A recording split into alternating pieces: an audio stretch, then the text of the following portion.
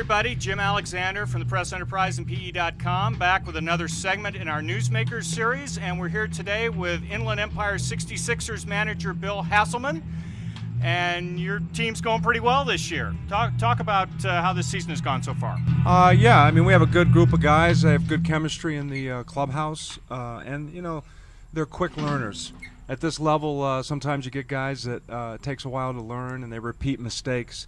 These guys have been really good about understanding how to play the game and listening really well and doing things the right way. Your career, your playing career, I mean, you're in the big leagues for what, 9 years, 10 years, something like that, and as a part-time player, part-time catcher, what have you. What from those experiences have you taken and applied to managing? Well, I mean, you have as you said, a part-time player, and when you're watching the game a lot, you learn a lot from that level, and when you're playing it as well too. So, you take things that you've learned from other players, things that worked for them, some of the great players, things that have worked for other guys, things that just make sense to me as a person in the game, and I try to relay that and transfer that to guys that are younger and guys that are trying to learn the game. Who was the biggest influence on you? My dad was. There's no doubt about it. Growing up and stuff, as far as just an influence and a positive influence on me in the game, and just being able to play the game and have fun, and there was no pressure on me ever.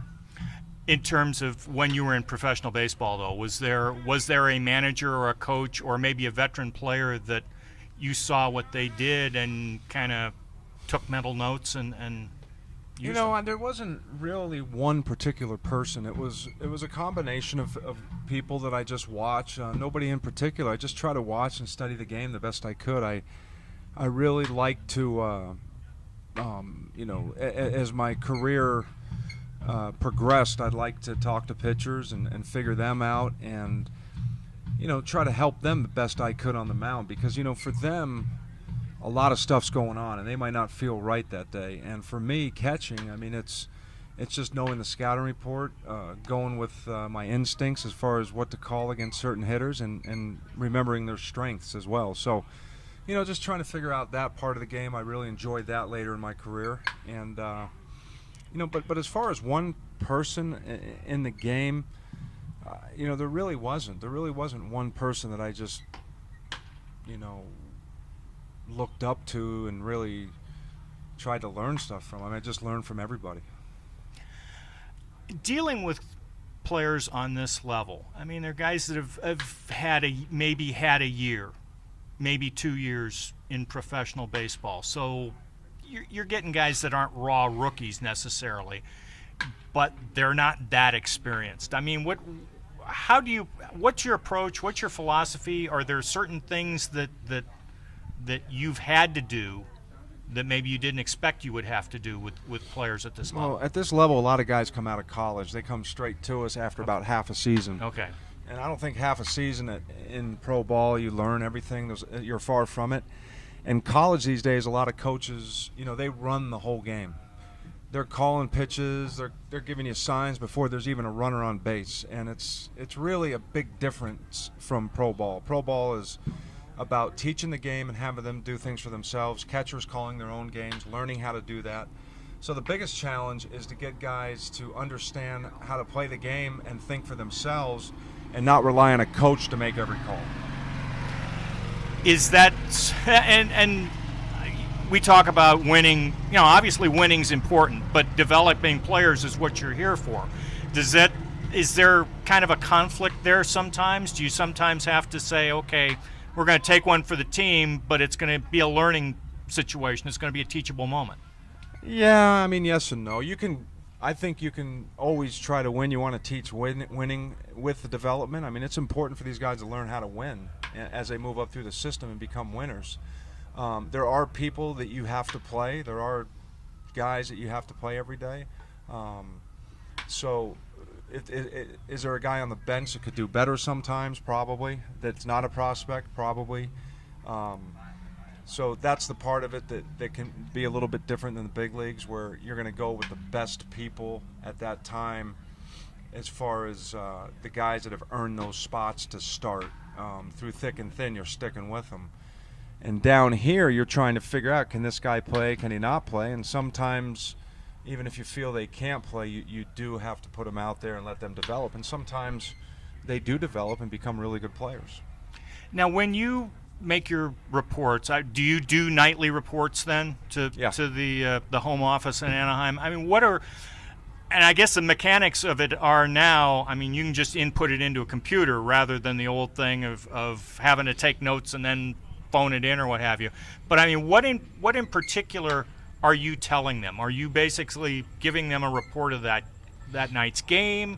Are you talking about your own guys? Are you talking about guys from the opposition that, maybe somebody that the big club might be interested in down the road and trade? We pretty much talk about our own guys. We have a system where, we have certain numbers that we program in there for what they do at night for like at bats and productive plate appearances and things like that. So we put in all those numbers and situational hitting, what they do on the bases as far as situations, moving guys, bunts, sack bunts, stealing bases, base running errors or good things on the bases, and defensively. You pretty much cover the whole game. And then, you write a summary at the end of the game, just a short summary of kind of what happened. But you talk about your players, and, we have scouts that are looking at other players and stuff. I think it's too much to be looking at other players and writing other guys up when you're trying to develop your own players. You have to focus on your guys, not the other team. Mm-hmm. We've talked about big leaguers coming down on rehab assignments and whatnot. How much of a benefit is that for the young guys to have a big leaguer come down here, even if it's for a night or two or three? It depends on the big leaguer. The ones in the Angels organization have been phenomenal. I mean, they are class acts, and they do a lot of good things for these young kids and teach them a lot. They're open to conversation. They do a phenomenal job. I mean, I can't say enough about them.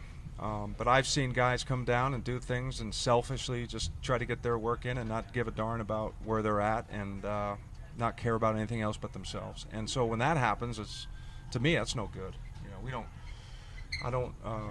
I really don't care what you've done as a Major League Baseball player. If you can't come down and be good to some young kids, and you're worthless to me. And fortunately, in this organization, they've been nothing but just great. Last question. All these guys want to get up to the major leagues.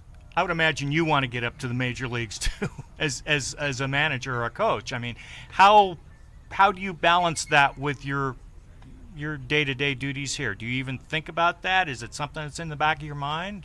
Everybody wants to keep moving up in whatever they're doing. I'm sure you want to move up maybe and do something higher than what you're doing now. I don't know. I'm not sure there's that much time left, but yeah. Well, so I don't think about it. I take one day at a time, and I try to teach these guys the best I can with the coaches I have. They do a great job, and try to go out there and win tonight. And that's all I care about, and I try to let the rest take care of itself, and I think good things happen to good people.